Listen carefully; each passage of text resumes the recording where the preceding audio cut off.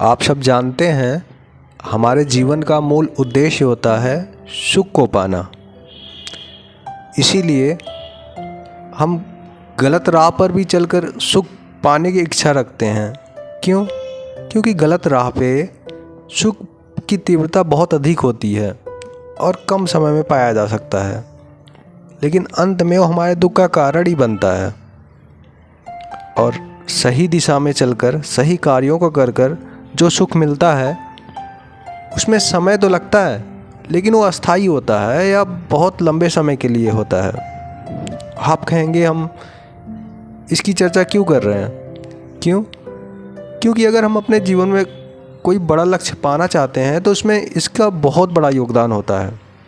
क्योंकि हर कार्य सुख की इच्छा से ही किया जाता है। नहीं तो आप खुद सोच कर देख लीजिए कि कुछ भी आप क्यों कर रहे हैं, उसके अंत में मूल सुख ही होगा। हम सुखी होना चाहते हैं।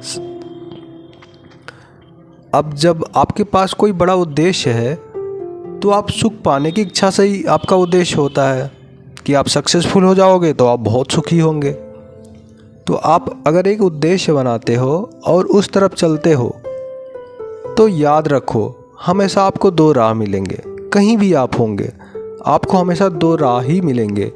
एक होगा भटकावे का और दूसरा होगा सही दिशा जिस पे चलकर आप सफल हो सकते हो। लेकिन जो भटकावे का राह होगा उस पर हमेशा लालच होगी सुख का, क्योंकि जो सही दिशा है उसमें सुख पाने में समय लगेगा। उसमें तो आपको मेहनत करनी होगी, समय देना होगा, धैर्य रखना होगा, फिर अंत में जाकर आपका लक्ष्य प्राप्त होगा तो आपका वो सुख अस्थाई होगा और लंबे समय के लिए होगा। लेकिन जैसे कि आप कोई बहुत बड़ी परीक्षा पास करना चाहते हैं, आप उसके लिए लक्ष्य बनाते हैं, आप उसके लिए चलना चाहते हैं, तो भैया उसके लिए तो आपको पढ़ना होगा और आप पढ़ने बैठते हैं। अब आपके मन में दो विचार आएंगे। एक तो होगा कि मन लगा के पढ़ा जाए, मेहनत की जाए जिससे आपको सफलता मिलेगी, और दूसरा होगा कि मन में आएगा कि भैया थोड़ी देर मोबाइल चला लूँ या कोई इंटरटेनमेंट कर लूँ, इसके बाद फिर पढ़ेंगे। ये विचार आप पर हावी होने की कोशिश करेगा और संभावना है कि आप पे हावी हो भी जाएगा और आप ज़्यादा संभावना है कि आप मोबाइल चलाओगे। क्यों? क्योंकि इसमें शॉर्ट टर्म में आपको खुशी दिख रही है, आपको मज़ा आएगा। और पढ़ाई में तो भैया मेहनत लगेगी, उसमें तो आपको जलना पड़ेगा।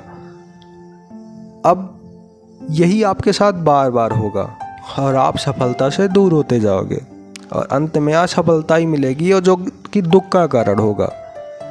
अब आप कहोगे इसका सॉल्यूशन क्या है?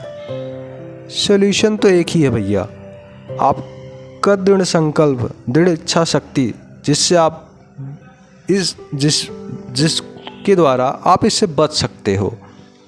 और एक दूसरा रास्ता भी हो सकता है कि आप जो करना चाहते हो ना, वो एम, वो विज़न, वो जो भी आप पाना चाहते हो एकदम स्पष्ट होना चाहिए और आपको बिल्कुल मालूम होना चाहिए कि भैया जिसके लिए हम कर रहे हैं, जैसे एग्ज़ाम में हम सफल होना चाह रहे हैं और ये सफलता अगर मिल गई तो इससे बहुत ज़्यादा खुशी मिलने वाली है, मान सम्मान मिलेगा, बहुत ज़्यादा खुशी मिलेगी। अगर ये आप स्पष्ट देख पा रहे होंगे तो मोबाइल वाली छोटी खुशी वो छोटी हो जाएगी और आप पे ये हावी हो जाएगी और आप ऐसा कार्य करोगे, आप सफल हो जाओगे। तो इसलिए अपने विज़न को स्पष्ट रखो, वो आपको दिखना चाहिए और फिर आप निश्चित सफल हो जाओगे। धन्यवाद।